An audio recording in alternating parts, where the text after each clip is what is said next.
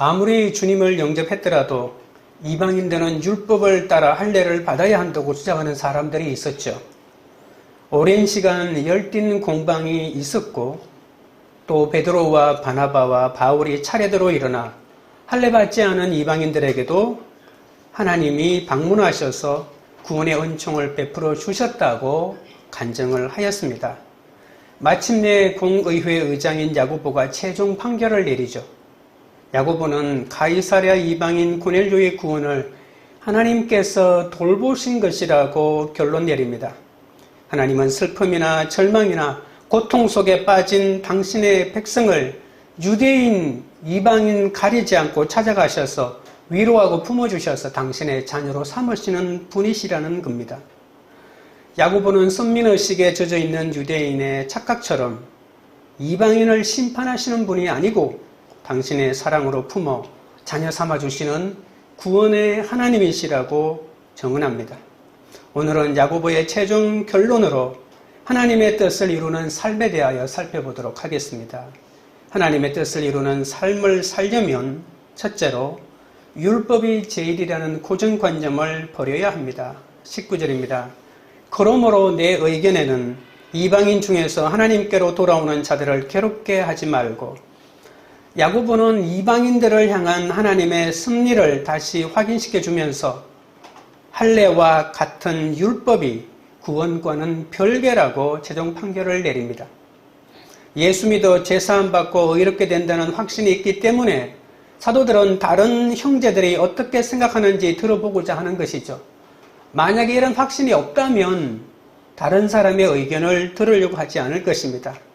같은 성령을 받았다면 결론은 같을 수밖에 없다는 그런 것입니다. 성령의 사람은 듣는 이 은사가 있어야 합니다. 야고보 의장이 처음부터 자기의 의견을 내세우고 주장한 것이 아닙니다. 마지막까지 기다리며 들을 수 있는 말들을 다 듣고는 최종 결론을 내리는 겁니다. 야고보가 내 의견이라고 말하고 있죠. 19절 앞부분에 보십시오. 그러므로 내 의견에는, 우리말에 내 의견이라고 했다고 해서 자기 개인의 의견을 밝히는 것은 아닙니다. 원문의 의미는 그러므로 내가 판결한다는 그런 뜻입니다. 판결이라고 하는 이 판결의 근거는 자기 생각만 들어가 있는 것이 아니잖아요. 예루살렘 공의회 의장의 권위와 그리고 자기가 지난 시간에 인용했던 아모스서의 하나님의 말씀의 권위로 내가 최종 판결한다, 그런 뜻입니다. 지금부터 내리는 판결은 누구도 번복할 수 없는 최종 판결입니다. 마지막까지 기다렸다고 해서 하나님의 결론에 도달하는 것은 아니죠. 판단의 기준이 야고보 개인 생각이 아니라는 것도 정말 중요합니다. 우리가 소그룹에서 나눔을 할 때도 그러므로라고 하면서 다른 사람의 말을 끝까지 들으려는 노력의 결과로 판결을 내릴 때 다른 사람도 승복하는 것이죠. 야고보는 베드로의 정언과 자신의 주관적인 판단만으로 최종 판결을 내린 것이 아닙니다. 이방인 고넬료의 구원 사건을 아모스 선지자의 말씀과 정확하게 일치한다고 밝히고, 그리고 그 말씀에 따라 결론을 내리기 때문에 이것은 한낱 지나가는 사건이 아니라 성령의 결론, 하나님의 결론으로 받아들일 수가 있는 것이죠. 그러니까 이러한 하나님의 결론, 성령의 결론을 이루기 위해서는 우리에게는 인내와 그리고 말씀이 절대로 필요한 것이죠. 인내는 있는데 말씀이 없으면 내 생각대로 내가 좋아하는 사람의 말을 듣고 한쪽으로 쏠릴 수가 있죠. 그리고 아무리 말씀으로 공평하게 판단할지라도 다른 사람의 말을 다 들어주지 않으면 절차상의 문제 때문에 그 결론은 문제가 있다고 받아들여질 수밖에 없잖아요. 그러니까 절차를 잘 지키는 인내와 그리고 하나님의 말씀을 최종적으로 근거를 대는 이것이 두 개 다 필요한 것입니다. 야고보가 이렇게 이 사람 저 사람 말을 잘 들은 것처럼 우리도 다른 사람의 말을 잘 들어주어야 합니다. 이야기를 하겠다는데 들어줘야 되지 않겠습니까? 그 정도의 시간은 낭비가 아닙니다. 야고보는 양쪽의 의견을 다 듣고 양쪽을 아우르는 기가 막힌 메시지를 내어놓습니다. 유대인에게는 오직 믿음으로 구원을 얻는다고 결론을 내리죠. 지난주에 살펴보았던 그런 것입니다. 구원은 오직 믿음으로라고 판결을 내리고, 이방인에게는 구원받았다면 그리스도인으로서 제대로 살아야 한다라고 하는 말씀을 내려주는 것이죠. 그러니까 이방인의 일방적인 승리도 아니고, 오늘 본문은 유대인에게 필요한 것들을 중심으로 해서 이방인에게 주는 메시지 또한 포함되어 있다는 것을 우리가 깨달을 수 있습니다. 우리는 내가 믿을 만하다고 여기는 지식이나 정보가 자기의 취향을 따르는 것이 아니라 이 그러므로라고 하면서 모두의 말을 잘 듣고 말씀대로 분별하는 것이 필요합니다. 판결의 내용은 뭘까요? 판결의 내용도 19절에 나와 있죠. 주님을 영접한 이방인들을 괴롭게 하지 말라는 것입니다. 예수 그리스도로 말미암아 구원받고 또 성령 받은 이방인들에게 유대인의 전통을 강요하지 말라는 겁니다. 유대인들이 일관되게 주장하는 것은 이방인들도 완전한 구원에 이르려면 예수를 믿는 것만으로는 부족하고 율법을 지키는 유대인이 되어야 한다고 강조했던 거죠. 그래서 할례도 받고 모세의 여러 가지 율법도 지키면서 하나님의 백성으로 인정받아야 된다는 이 고정관념이 뿌리 깊이 박혀 있다는 겁니다. 왜 그런 생각을 하게 될까요? 율법이 제일이라는 생각 때문입니다. 율법이 최고야. 이 세상에 어떤 가르침보다도 율법이 최고라는 생각 때문입니다. 이방인 그리스도인은 할례와 율법에 대한 이런 요구가 얼마나 괴롭겠습니까? 이방인 그리스도인은 율법 준수와 상관없이 하나님께 돌아오는 자들이고 또 자신들도 똑같이 회개한 하나님의 백성이라는 관점에서는 동등한데, 아니 자신들도 지키지 못했던 율법 준수를 요구하는 거라는 겁니다. 하나님은 예수 그리스도 안에서 당신의 자녀로 삼으신 이방인들에게 구원의 조건으로 할례의 의무를 요구하는 것은 그들을 괴롭히는 범죄 행위라고 말합니다. 괴롭히다라고 하는 말의 원어의 문법은 현재형 부정사입니다. 이 말은 지속적이고 반복적이고 습관적인 행동을 나타내는 거죠. 그러니까 한 번 하고 끝난 것이 아니고 계속해서 그들은 할례를 받아야 한다, 할례를 받아야 한다, 교회에 나오기만 하면 붙잡고 그 말을 해야 된다는 거죠. 지속적으로 반복적으로 만나기만 하고 스치기만 해도 습관적으로 할례를 받아야 한다. 할례 아직도 못 받았느냐? 그러면 안 된다고 말하고 있으니 얼마나 괴롭습니까? 교회 가기 싫을 만큼 괴로웠다고 볼 수가 있겠죠. 야고보의 판결은 그릇된 유대주의에 빠져 멀쩡한 하나님의 자녀들에게 할례를 빌미로 이방인 그리스도인들을 반복해서 괴롭혀온 범죄를 이제는 멈추라고 말하고 있는 겁니다. 베드로도 자신들도 능히 맬 수 없는 멍에를 이방인의 목에 메우는 것은 하나님을 시험하는 것이라고 하지 않았습니까? 멀쩡하게 살아있는 사람의 목에 스스로는 벗어날 수 없는 멍에를 드시는 것보다 괴롭히는 것은 세상에 없을 것입니다. 여러분, 바리새인들이 누구입니까? 하나님의 말씀에 통달한 사람 아닙니까? 누구보다 자신들이 하나님의 말씀을 더 잘 알고 더 잘 믿고 더 잘 준수한다고 자랑하고 자기 자신도 의심하지 않는 그런 집단입니다. 그런데 예수님은 이런 바리새인들에게 마태복음 23장 15절에 이런 말을 합니다. 화 있을진저 외식하는 서기관들과 바리새인들이여, 너희는 교인 한 사람을 얻기 위하여 바다와 육지를 두루 다니다가 생기면 너희보다 배나 더 지옥 자식이 되게 하는도다. 오늘 이 본문에 보면 바리새인들이야말로 이 세상에 누구보다도 전도의 열정을 가진 사람이다. 한 영혼을 얻기 위하여 바다를 건너고 육지를 두루 다니는 사람이다 라고 이렇게 평가해 주죠.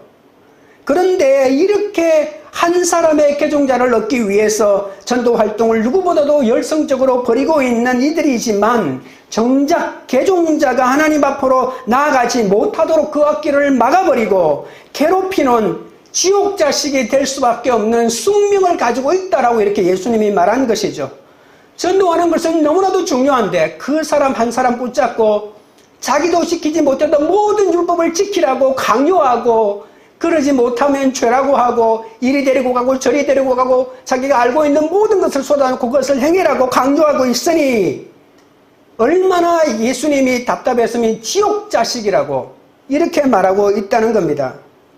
하나님을 믿는 절대 다수의 유대인들도 하나님의 말씀으로 사람을 살리기는커녕 말씀을 빙자하여 사람들을 괴롭히는 것은 복음이 중요한 것이 아니라 복음을 제쳐놓고 자기 종파의 교리와 관습과 전통을 더 중요하게 여겼기 때문이라는 겁니다. 복음은 말씀의 육신을 입고 이 땅에 오신 성자 하나님 예수 그리스도께서 인간의 죄값을 치러주시기 위해서 십자가의 제물이 되셨다가 죽음을 깨뜨리고 부활하셨다는 것 아닙니까? 그래서 누구든지 그분을 믿기만 하면 죄와 사망의 덫으로부터 구원받은 하나님의 자녀가 된다는 겁니다. 자기 자신이 죄인임을 깨달은 사람에게는 이것이 얼마나 복된 사람인지 모르죠.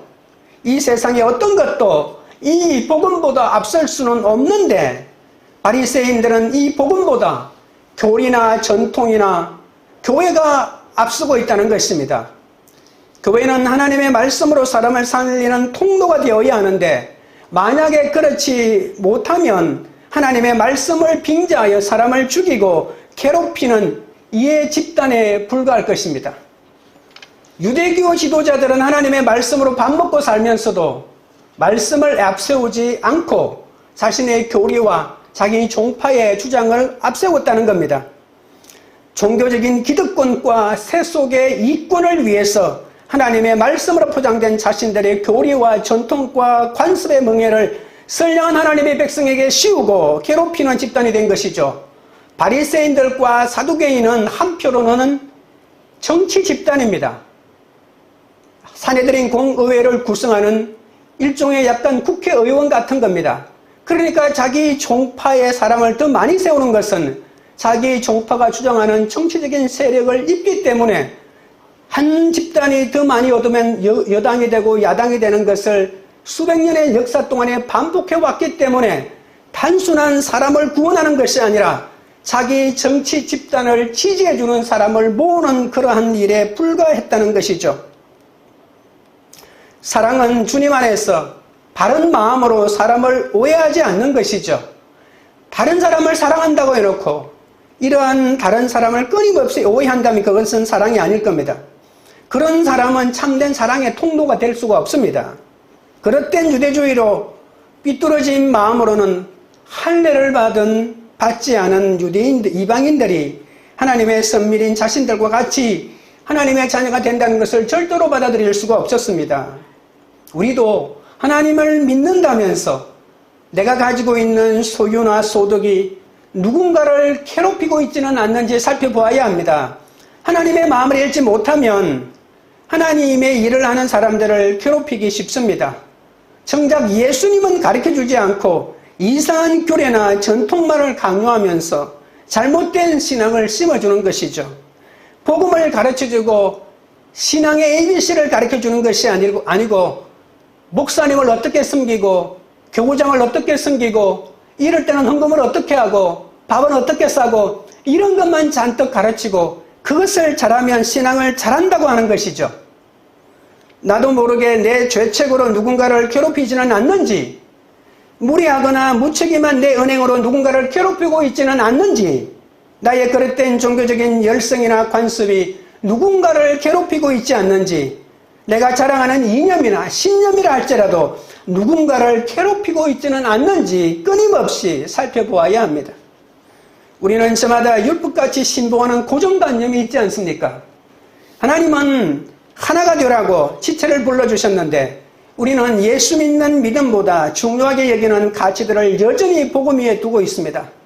제가 알고 있는 어떤 여성은 남자를 고를 때 길거리 가다가 쓰레기를 버리는 남자는 뒤도 돌아보지 않는다고 하더라고요. 아무리 좋은 조건을 가졌다 할지라도.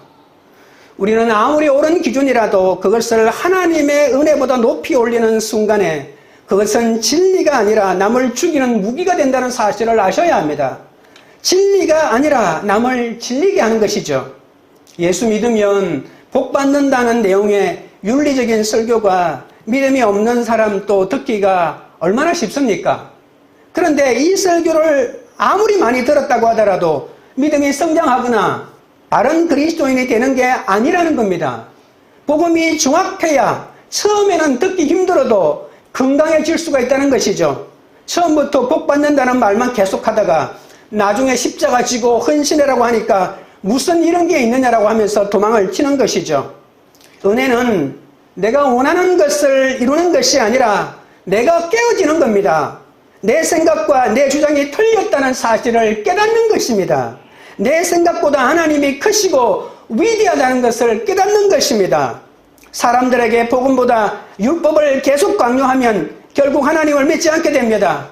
어렸을 때부터 진정한 복음을 들려주지 않고 율법과 윤리만 자녀들에게 가르치니까 질려버린 나머지 하나님을 안 믿고 교회를 떠나버리는 거죠. 이렇게 교회를 떠나면 무신론자가 되거나 이단으로 빠질 수밖에 없습니다. 유대인들이 율법을 강조하고 있지만 복음을 보여주지 못하고 율법만 강조하는 꼴이 되는 것이죠. 교회는 예수님을 보여주어야 합니다. 예수님으로 말미암아 죄의 용서함을 받고 구원을 받는다는 이 진리를 정확하게 가르쳐 주어야 교회의 역할을 제대로 할 수가 있는 겁니다. 적용 질문 드립니다.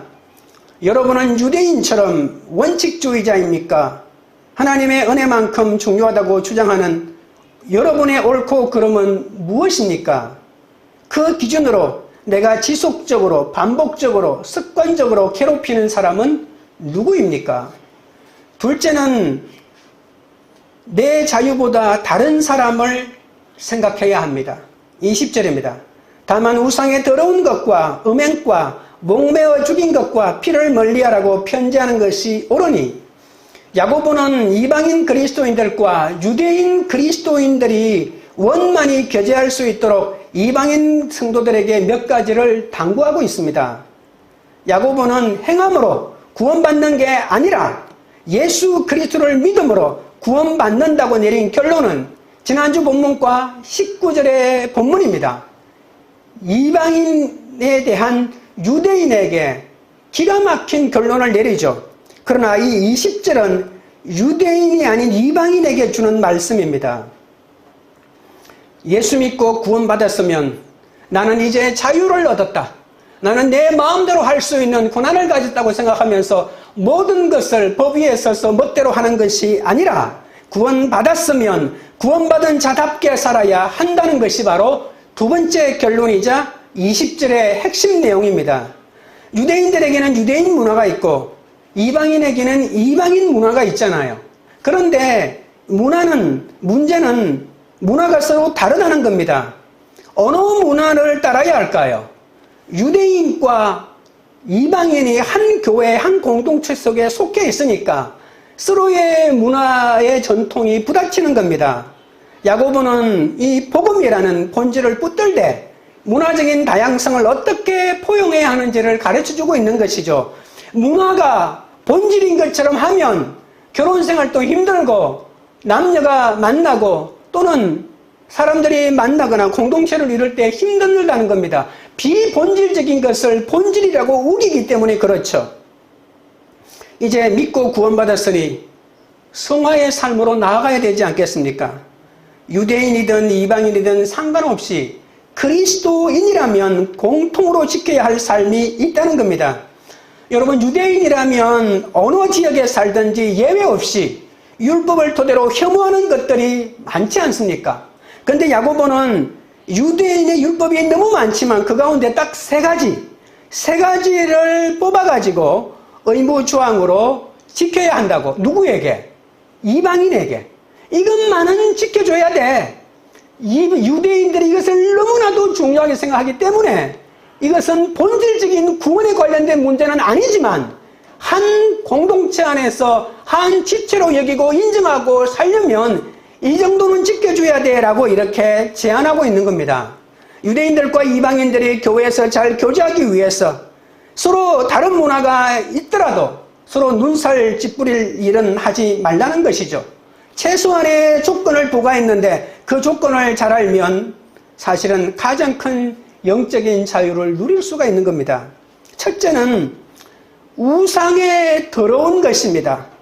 우상 숭배에 사용되었던 재물이나 음식이나 물건을 먹지 말고 멀리해야 한다는 겁니다. 유대인들은 이것을 아예 먹지 않았습니다.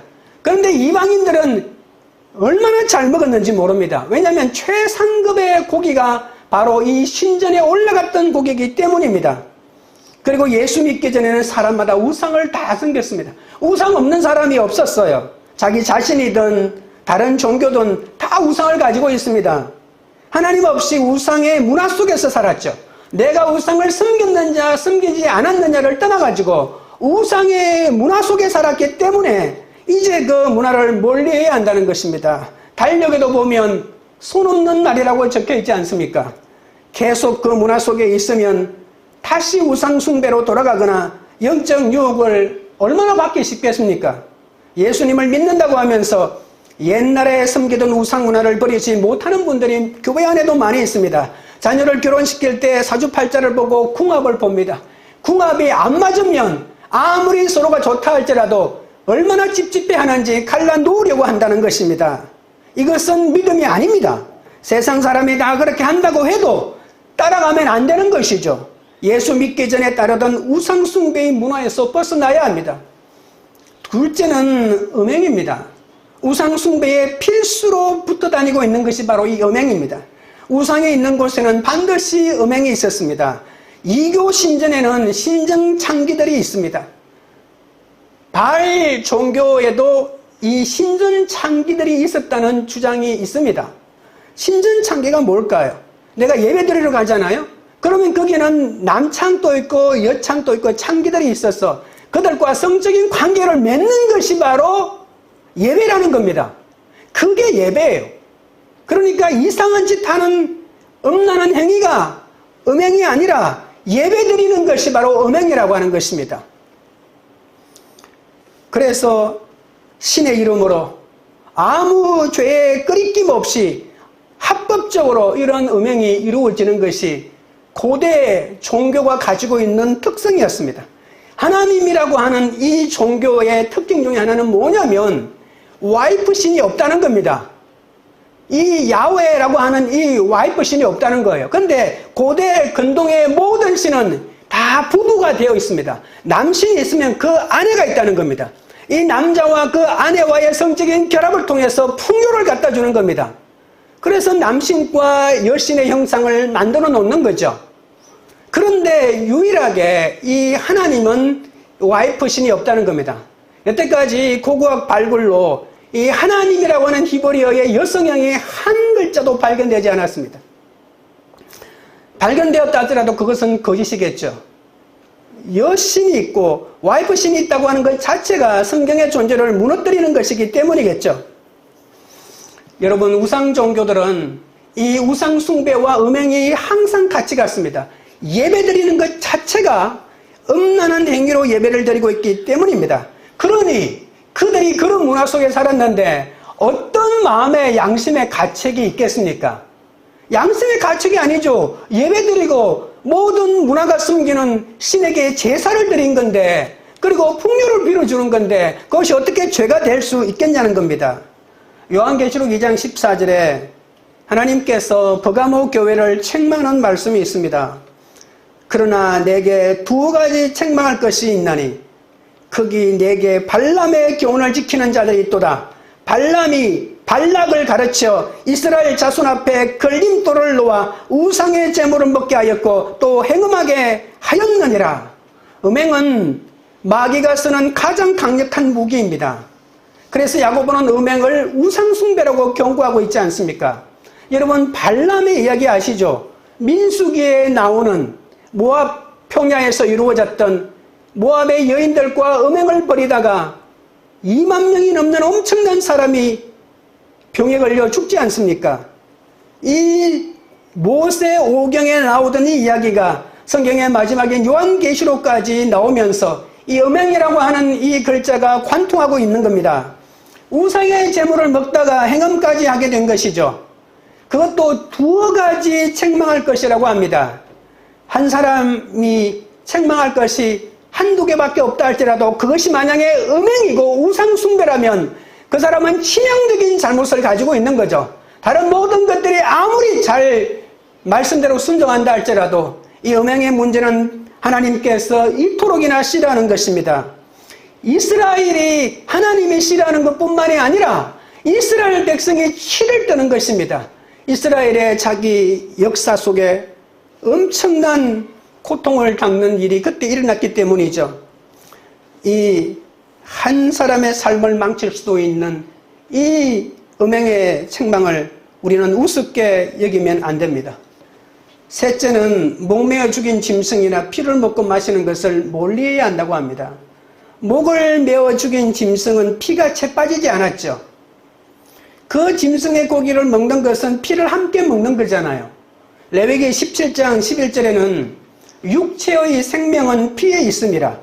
내가 이 피를 너희에게 주어 제단에 뿌려 너희의 생명을 위하여 속죄하게 하였나니 생명이 피에 있으므로 피가 죄를 속하였느니라.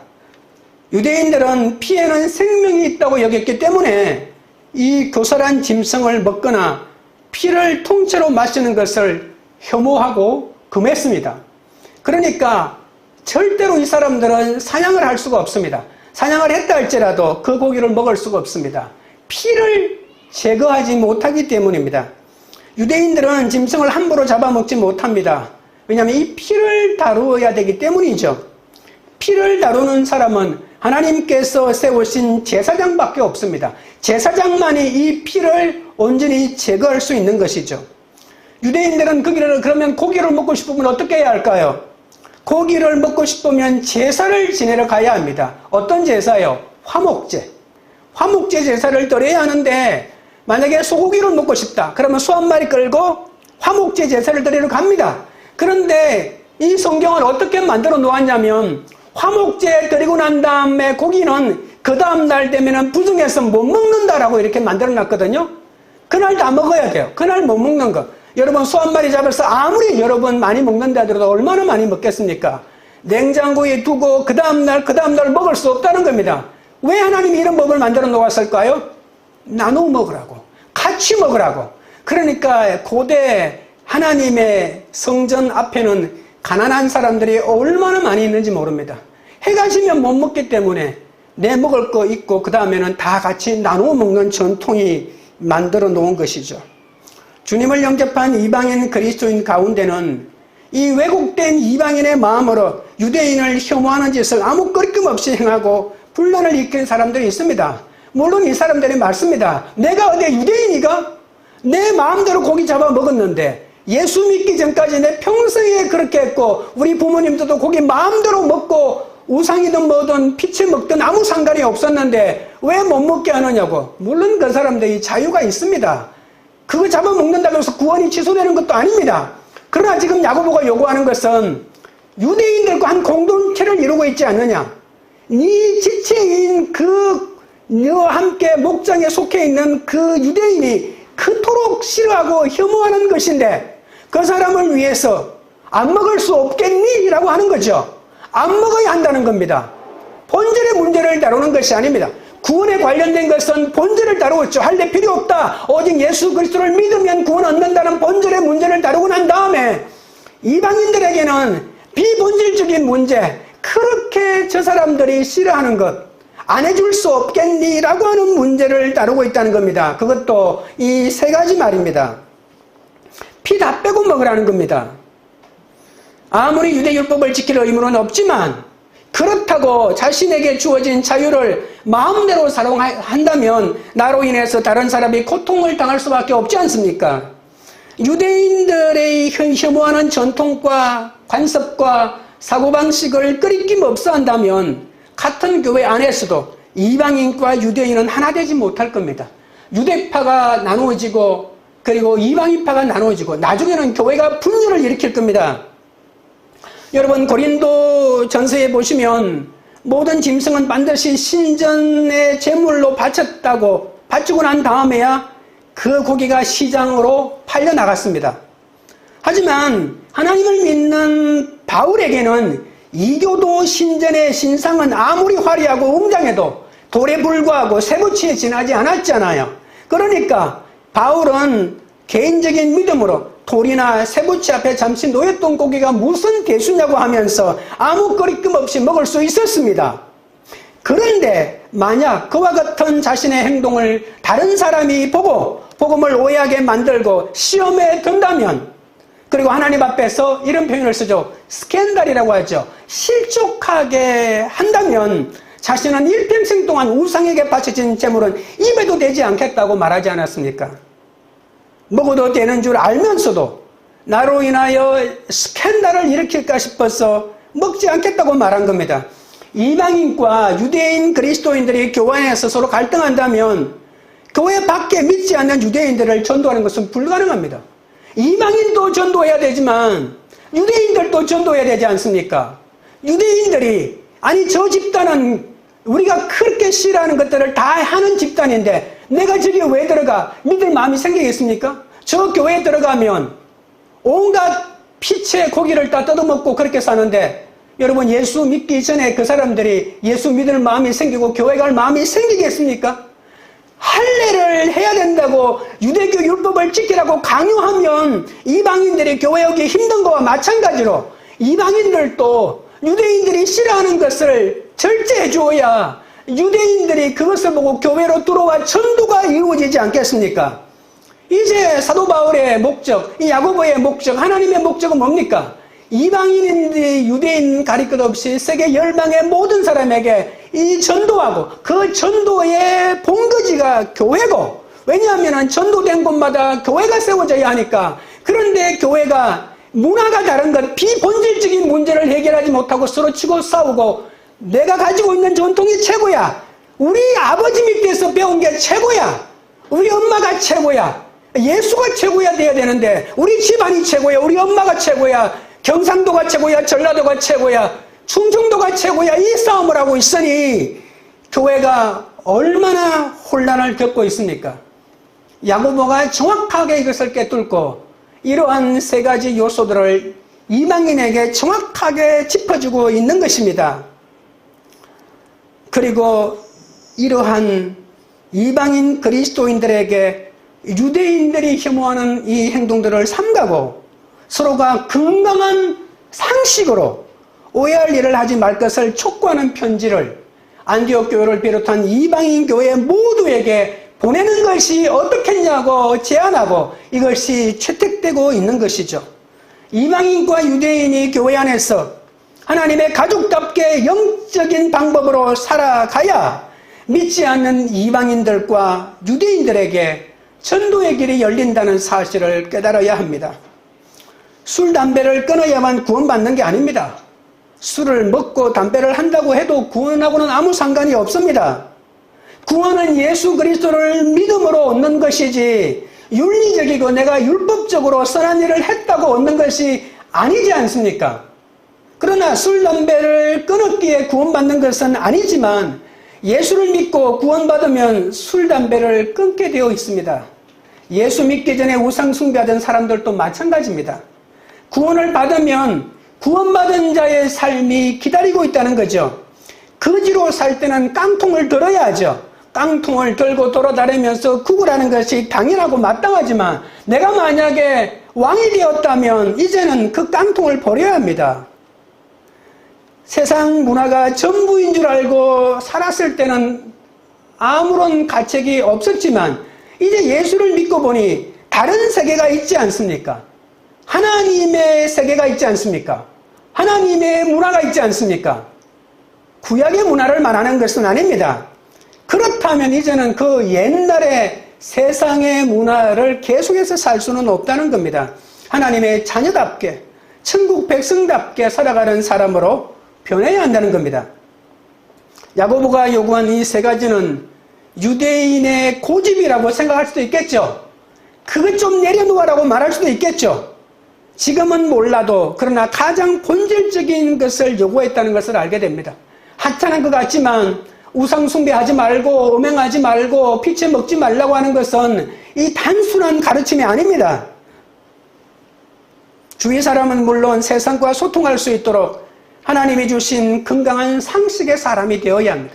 우리는 내가 받은 전통이 강력하고 내가 부모로부터 받은 영향이 강력하다 할지라도 상식에 근거할 줄 아는 사람이 되어야 합니다.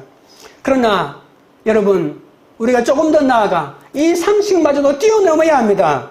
자신이 누릴 기득권과 권리마저 주님을 위해서 기꺼이 포기하는 상식을 초월하는 이 참된 영성을 가진 그리스도인이 이 시대에는 필요하니까요. 우리가 그렇게 살 때 그때부터 세상은 우리의 말을 경청하고 신뢰하고 우리는 비로소 사람을 강화시키고 이 세상을 밝히는 진리의 빛이 될 것입니다. 적용 질문 드립니다. 우상에 더러운 것이라도 이쯤이야 하고 먹는 우상 제물과 행하는 음행은 무엇입니까? 여러분의 최소한의 의무는 무엇이고 여러분의 최대한의 자유는 무엇입니까? 셋째는 성경을 내게 주시는 말씀으로 들어야 합니다. 21절입니다. 이는 예로부터 각 성에서 모세를 전하는 자가 있어 안식일마다 회당에서 그거를 읽음이라 하더라. 여러분 21절에 이게 무슨 뜻일까요? 없어도 되는 말 아닐까요? 이런 생각이 들죠.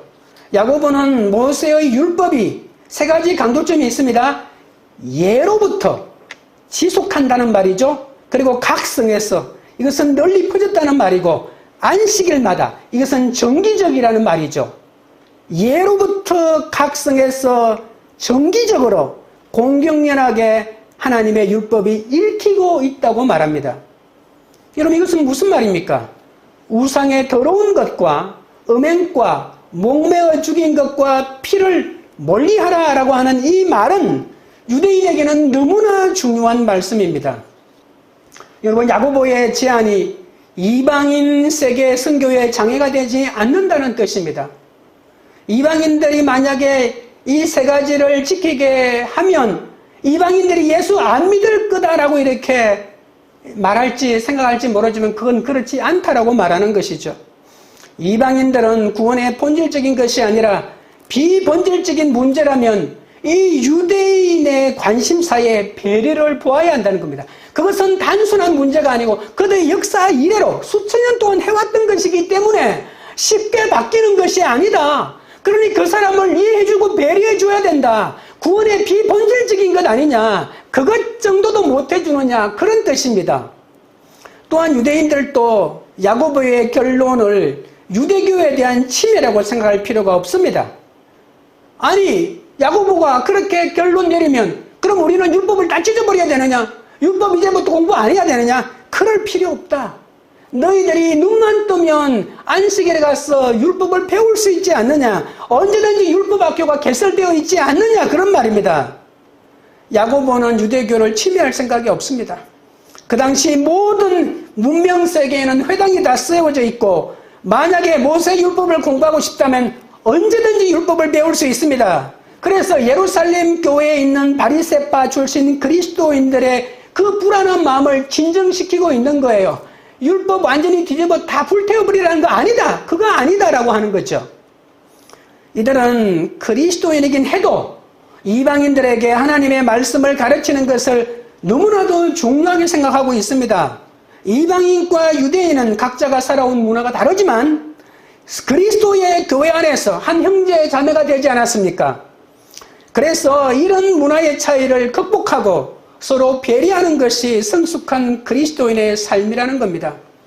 유대인들은 음행이라고 하면 치를 뜹니다. 왜냐하면 이스라엘이 아까도 말했지만 시딤에서 모압 여자들과 음행하죠. 발람의 작전 때문입니다. 음행하여 24,000명이 죽는 혹독한 대가를 치루었습니다. 그들은 그것을 잊지 않기 위해서 매주 안식일마다 회당에서 주문처럼 우상에 더러운 것을 먹지 말고 음행하지 말고 피를 먹지 말라라고 하는 성경 구절을 외우고 또 외웠습니다. 여러분 이것이 너무나도 중요하니까 기계적으로 막 외운 것이죠. 낭독하는 것만으로도 하나님은 필요하다고 했으니까 그것을 인정해 주었습니다. 하지만 이제는 이 사문화되었던 이 구절을 끄집어낸 이유가 있다는 겁니다. 물론 유대인들이 중요하게 생각하는 거 지켜주라고 이방인들에게 설득하는 것도 있지만 그리스도인 윤리 속에서도 이 세 가지는 너무나도 중요하기 때문에 이것을 다시 끄집어내어서 말하고 있는 것이죠. 입으로 외우는 데는 한계가 있습니다. 그러나 이제는 입술로 음행을 안 하겠다, 멀리하겠다는 다짐이 아니라 실제 삶으로 살아내는 것이 중요합니다.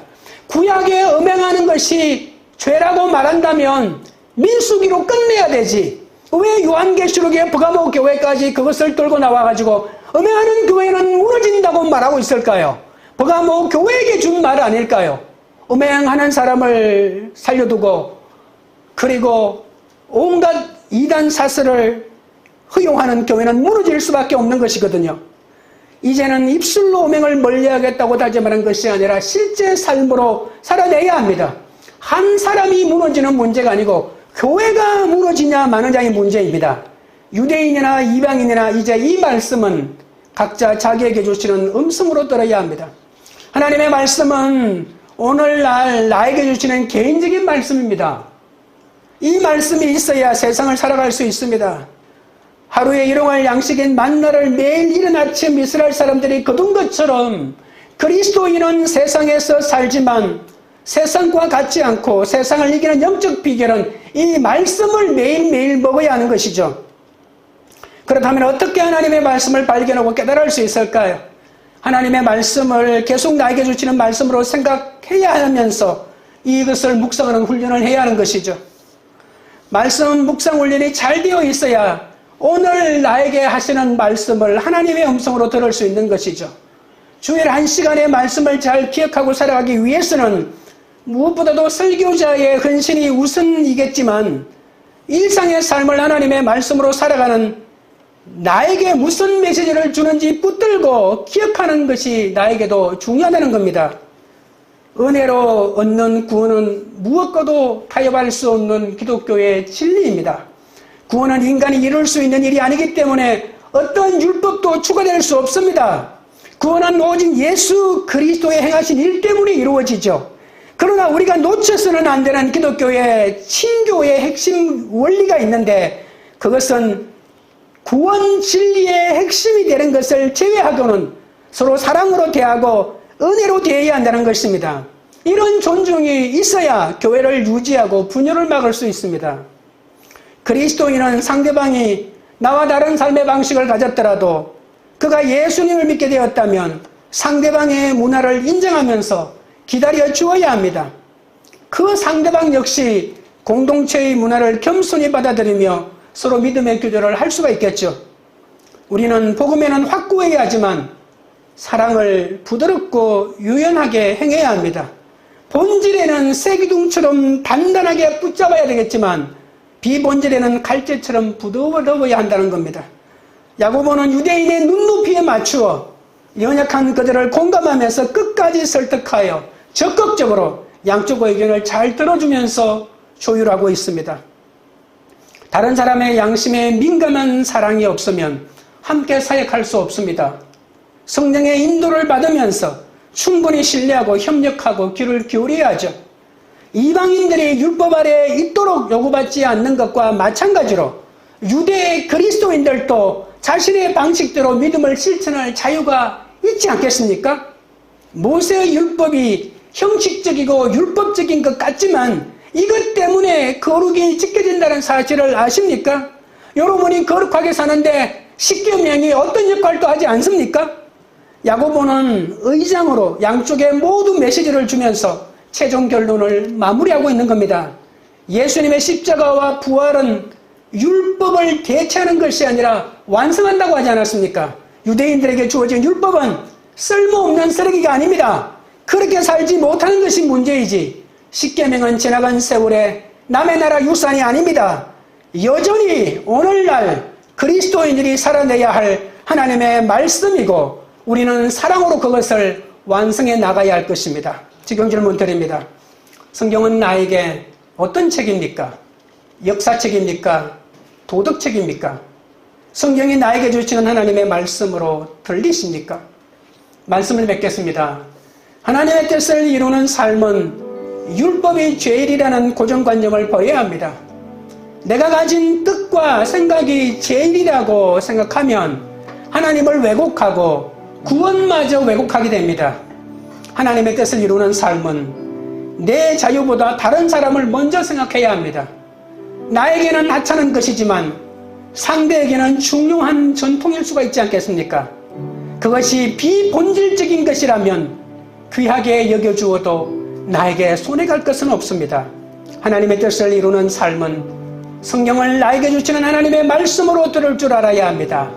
그것이 공동체를 살리고 영혼을 구원하는 길임을 잊지 않으시기 바랍니다. 찬양 드리고 기도하겠습니다.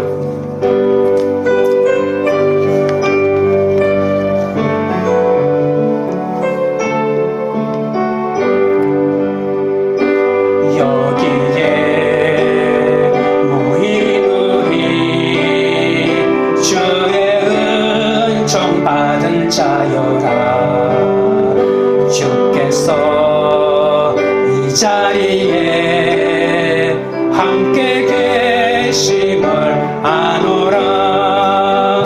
언제나 주님만을 찬양하며 따라가리니 시험을 당할 때도 함께 계심을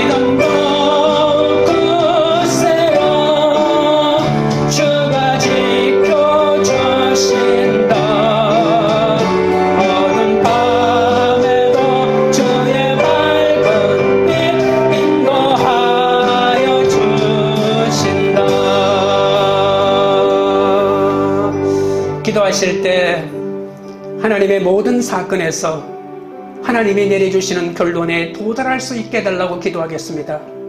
각자가 하나님의 은혜만큼 중요하다고 주장하는 옳고 그름의 고정관념을 내려놓게 해달라고 기도합니다. 내 잘못된 고정관념의 기준으로 지속적으로 반복적으로 습관적으로 어떤 사람을 괴롭히고 있다면 그 괴롭힘을 멈추게 해달라고 기도하겠습니다. 내 자유보다 다른 사람을 먼저 생각하는 배려하는 마음을 허락해달라고 기도합니다. 성령이 내게 주시는 하나님의 음성을 듣게 해달라고 기도합니다. 우리 공동체가 주 안에서 말씀으로 더욱 하나가 되어 구원의 역사를 이루게 해달라고 주의 세 번 부른 다음에 기도하며 주께 나아갑니다. 주여! 주여! 주여! 거룩하신 하나님 우리 아버지여, 하나님이여, 나에게 일어나는 모든 사건 속에서 하나님이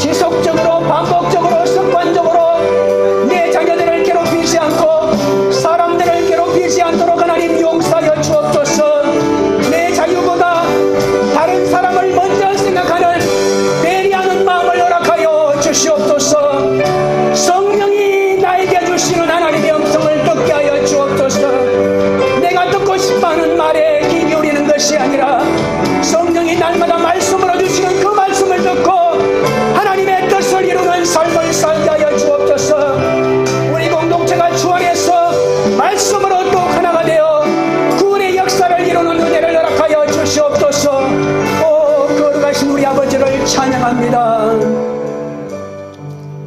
하나님 아버지여, 내가 아무리 복음을 전해도 사람들이 가마를 받기는커녕 도리어 내 말에 귀를 막았던 것도 내가 상식이 없이 다른 사람의 마음을 헤아리지 않고 나 자신의 옳고 옳음에 갇혀 있었기 때문임을 회개하오니 용서하여 주시옵소서. 복음을 전하면서도 구원과 상관없는 비본질적인 것들로 믿음이 연약한 이들에게 나도 살지 못하는 삶의 기준을 제시하고 괴롭힌 것을 불쌍히 여겨 주옵소서. 신앙심이 깊다고 생각할수록 다른 사람을 괴롭히는 뺏기 무익한 존재가 되지 않도록 주여 붙들어 주시옵소서. 상식의 삶에 안주하지 않고 주님을 위해 나 자신의 기득권과 권리를 기꺼이 포기할 줄 아는 상식을 초월하는 참된 영성의 그리스도인이 되게 하옵소서. 그리하여 주의 가족은 말할 것도 없고 만나는 세상 사람들을 주님의 말씀으로 감화시키고 주님 부르시는 그날까지 이 어두운 세상을 밝히는 빛으로 살아가게 하옵소서. 나의 종교적인 열심과 열성이 누군가를 괴롭히지는 않는지, 나의 경제적인 소유나 소득이 누군가를 괴롭히고 있지는 않는지, 나의 업무와 직책이 누군가를 괴롭히고 있지는 않는지, 나의 무례하거나 무책임한 은행이 누군가를 괴롭히고 있지는 않는지, 나의 이념이나 신념이 누군가를 괴롭히고 있지는 않는지, 나 자신을, 우리를 돌아보는 삶이 되게 하옵소서. 섣부른 판단으로 속단하지 않게 하시고 모두의 말을 잘 듣고 말씀으로 분별하여 그러므로의 판단을 할 수 있도록 붙들어 주시옵소서. 아무리 옳고 그런 나의 기준이라도 하나님의 은혜보다 위에 올리면 남을 죽이는 무기가 된다는 것을 우리가 깨닫게 하옵소서. 타인을 향하여 칼을 휘두르지 않고 항상 자신을 향하여 개혁가가 되게 하옵소서. 하나님을 믿는다면서도 하나님의 말씀보다 앞서려는 우리 자신을 과감하게 부인하고 언제 어디서나 말씀을 앞세우는 그리스도인이 되게 하옵소서. 관계 우리들 교회가 성령을 내게 주시는 말씀으로 듣고 성령의 의견으로 하나 되어 구원의 풍성함을 누리는 공동체가 되게 하옵소서. 각자 지속적이고 반복되는 습관으로 받는 괴롭힘에서 고정관념을 버리고 오직 주님만이 감사와 찬양과 의지의 대상이 된다는 것을 고백하며 살아가는 그런 교회가 되도록 역사하여 주시옵소서. 예수 그리스도 이름으로 기도드리옵나이다. 아멘.